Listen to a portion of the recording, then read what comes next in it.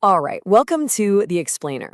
What happens when two people who are at the absolute top of their game build an empire together, but feel like they're losing the war at home? Today, we're going to break down a really powerful framework from therapist Figs O'Sullivan. It's for those high-achieving couples who seem to have it all, except, a relationship that's actually thriving. And that quote right there, it just gets right to the heart of this modern paradox, doesn't it? You followed the script, you totally cracked the professional code, and you won by every single external metric you can imagine. So, why does your relationship feel like just another high-stakes job you're about to fail at? Well, here's the core insight, and it's a big one. The problem isn't that you or your partner are broken, not at all. It's that you're brilliant people who are running the wrong operating system at home. The very skills that make you an absolute rock star in the boardroom are often the exact same ones, causing total chaos in your living room. And this slide, man, this just lays it all out. Your professional mindset, what O'Sullivan calls your penthouse mind, it thrives on efficiency, on problem solving. But when you bring that optimize and scale approach home, your partner doesn't feel supported. They feel like a project. And here's the thing, they don't need a project manager. They need to feel emotionally safe. Okay, so what happens when this wrong OS just keeps running in the background day after day? Well, you get trapped. Trapped in a cycle that's as predictable as it is deeply, deeply painful. And we're not just talking about a simple disagreement here. This is a biological clash. He calls it the waltz of pain. It's this nasty feedback loop where your two nervous systems basically go to war, each one just desperately trying to feel safe. And in the process, both of you end up feeling completely misunderstood by the one person you need to see you the most. So this cycle, it usually creates these two classic roles. First, you've got the protester. They feel that disconnection, right? So they push for attention, which can sound like criticism, but underneath it all, they're really just asking, hey, do I even matter to you? Of course, this is perceived as an attack by the withdrawer, who then feels this paralyzing shame and retreats behind this giant wall of intellect, trying to avoid that awful feeling of being a failure. And this is why all that generic relationship advice just completely fails. You can't fix this with some active listening exercise from a book, because it's not a communication problem. At its core, you're dealing with a nervous system problem, a straight-up biological mismatch. So how do you break the cycle? How do you get out of this waltz?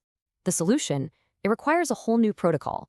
And honestly, it's going to feel completely counterintuitive, especially if you've got a highly logical, problem-solving mind. Okay, so let's get into what's actually happening inside your brain during these moments. When your bond with your partner feels threatened, your advanced problem-solving prefrontal cortex, it just goes offline.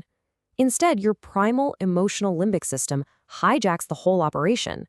In that moment, all your brilliant logic is biologically unavailable, gone. And this is where things get really practical. It's a protocol. It means you stop trying to solve the logistical problem, the fight about the dishes or the calendar, and you shift your focus to the emotional connection, to the how. You pause, you reconnect, and you co-regulate to make each other feel safe again. Only then can your logical brains come back online to actually solve the problem together.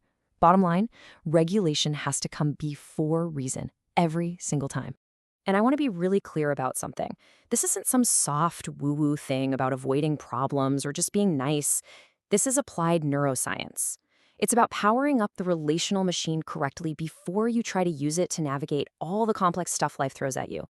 So when you start following this protocol consistently, you're not just stopping the fights. You start building something far, far more powerful. You start building toward the ultimate goal for any power couple.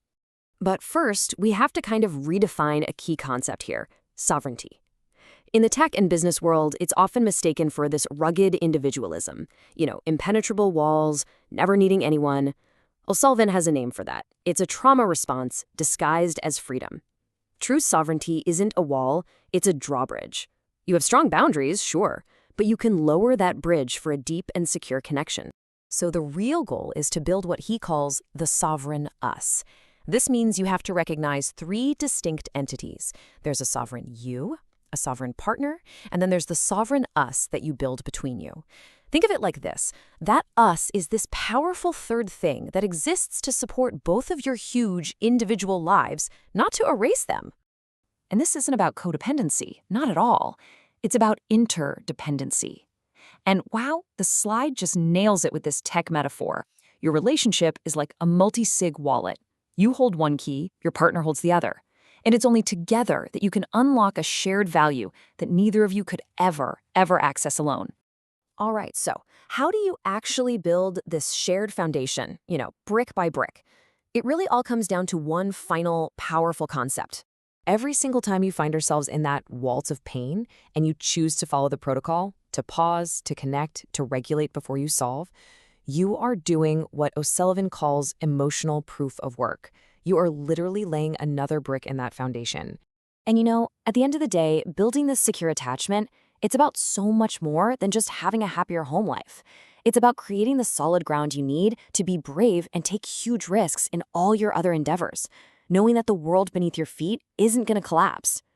And that really leaves us with one last big question. You've done the proof of work to build a company. Are you willing to do the emotional proof of work to build your life?